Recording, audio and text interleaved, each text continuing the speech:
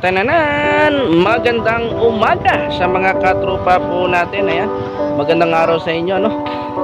Ang area po natin ngayon ay sa bayan ng Batan, Aklan. Ayan, papasok tayo sa kanilang bayan. Welcome, Municipality of Batan, Aklan. Ayan, mga katropa, no?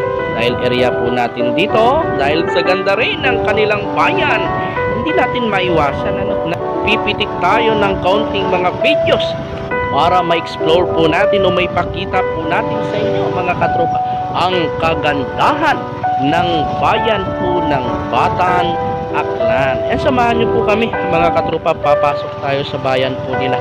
At sa mga katropa po nating gustong manood ng mga ganito pong videos, huwag po nating kalimutan mag-subscribe sa YouTube channel po natin, ano, mga katropa.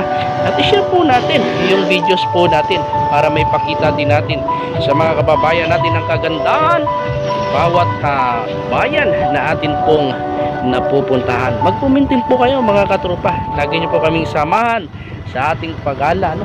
Sapagkat ito po ay naipapakita natin ang kagandahan ng bawat bayan sa atin pong mga probinsya.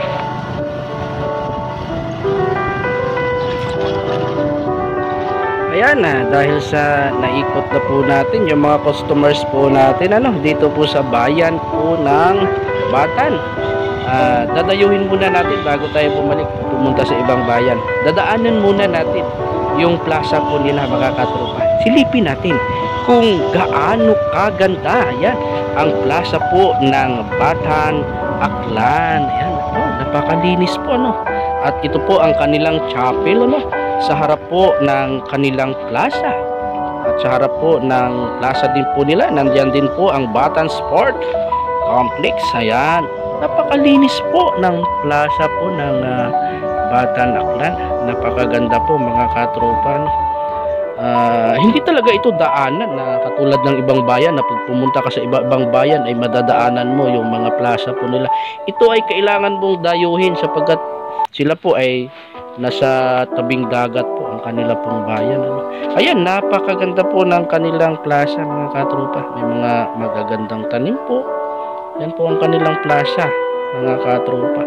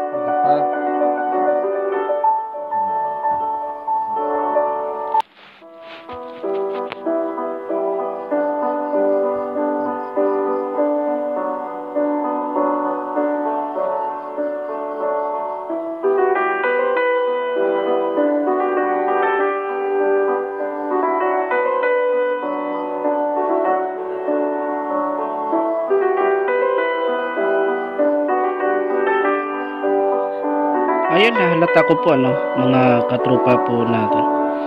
Maraming punong kahoy na malalaki po sa bayan po ng Bata. Hindi ko alam kung anong uring mga kahoy, anong pangalan ng mga kahoy na to, pero napapansin ko ang lalaki at siguro ilang taon ng tanda ng mga kahoy na ito. Matataas at napakalaki po mga katropa.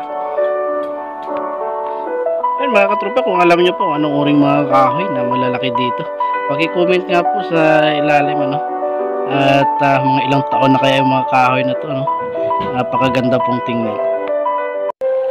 Ngayon naman gagawin tayo sa kanilang seaport. Ayan, Batan Municipal Seaport. Ayan, napakaganda po ng seaport po nila mga katropa. Dito ay makikita natin yung mga nagbabiyahe o bumabiyahe po nilang mga bangka, naghahatid kung saan man pong pulo nakatira yung mga katropa po natin. Pag nagawin po kayo dito, napakaganda po ng lugar po ng Batan. Sa tabing dagat lang po ito. Sarap ng tanawin, malibang kaunti, pantanggal stress. Sarap pong dumaan dito mga katropa.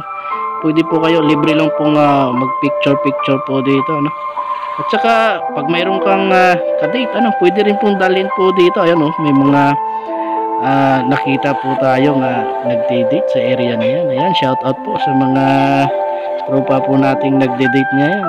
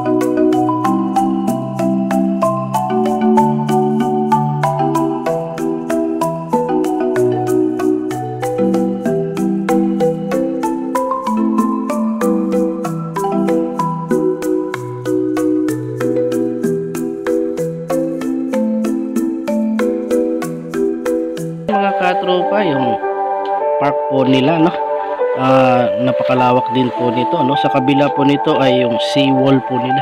Dito rin makikita natin yung mga napakalaking punong kahoy. Yung mga ito, kilala ko ito mga katropa, mahogany po ito pero ito katulad dito napakalaking punong kahoy dambuhala po. Pag nasa ilalim po kayo napakaganda pong tingnan sa taas. Hindi ko alam kung anong punong kahoy po ito mga katropa. Paki-comment nga po sa ilalim kung alam ninyo anong punong kahoy po ito. Napakaganda po. Saka ilang taon na yata ito mga katropa. Napakaganda pong tingnan. Shout out po sa mga taga-Batan napakaganda po ng lugar po nila. Ingatan po natin yung mga punong kahoy po natin. Malapit lang po ito sa tabing dagat.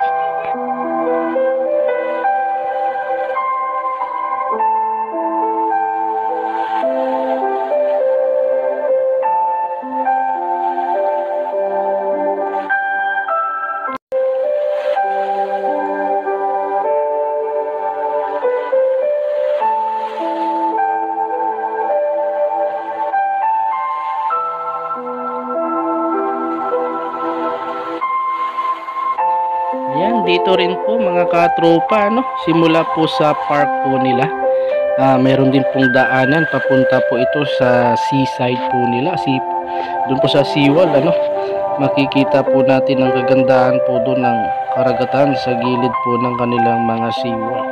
Ayan, bago tayo makarating doon sa gilid po ng dagat po nila, itatawid tayo sa tulay po nila.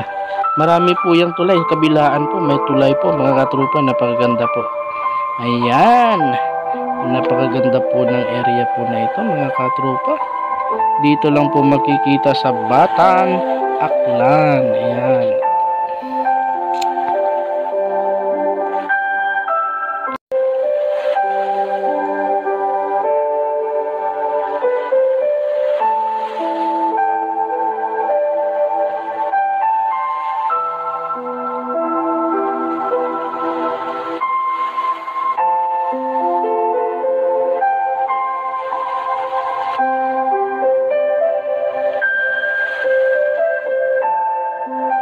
Ayan, andito na tayo mga katropa sa seawall po nila. Makikita natin ang kagandahan ng kanilang karagatan. Ayan, makikita din po natin dito yung seaport po nila. Ayan, magkarugtong lang po dito sa park po nila. Napakaganda po ng seawall po nila. Sarap tumambay dito mga katropa. Kung may oras lang tayo, sarap tumambay talaga. Nga lang kaunti lang po talaga yung time natin na padaan lang tayo. Pero hindi natin naiwasan na magpitik ng kaunti ng mga videos para ma-explore o may pakita namin sa inyo mga katropa ang kagandahan ng bawat bayan na atin pong napupuntahan. Ayan, ang bayan ng Batan Aklan ay isang masasabing proud kapag ikaw ay taga Batan. Masasabing mo proud, I am Bata Ninyo. Ayan, at Bata Ninya. Napakaganda po ng bayan po nila. Ayan, sa mga katropa po natin sa Batan Aklan, pag nakita po ninyo ang videos na itong na-upload po namin, huwag pong kalimutan mag-like and mag-share. At kapag hindi pa po kayo nakasubscribe sa ating YouTube channel, subscribe po kayo mga katropa para sa mga next videos po natin ay nariyan po kayong makikita po ninyo kaagad yung mga videos po na ina-upload po namin. Yan, sa mga viewers po namin na ngayon kaunti pa lang, bago pa lang namin na isagawa itong YouTube channel, suportahan po natin ang channel natin mga katropa.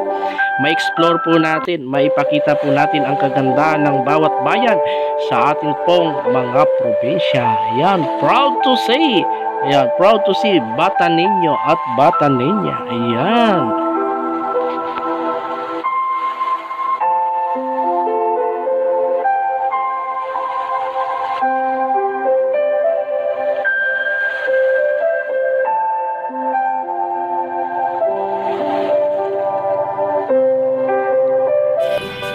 What's up mga katrupa? Subscribe my channel, Liverboy TV.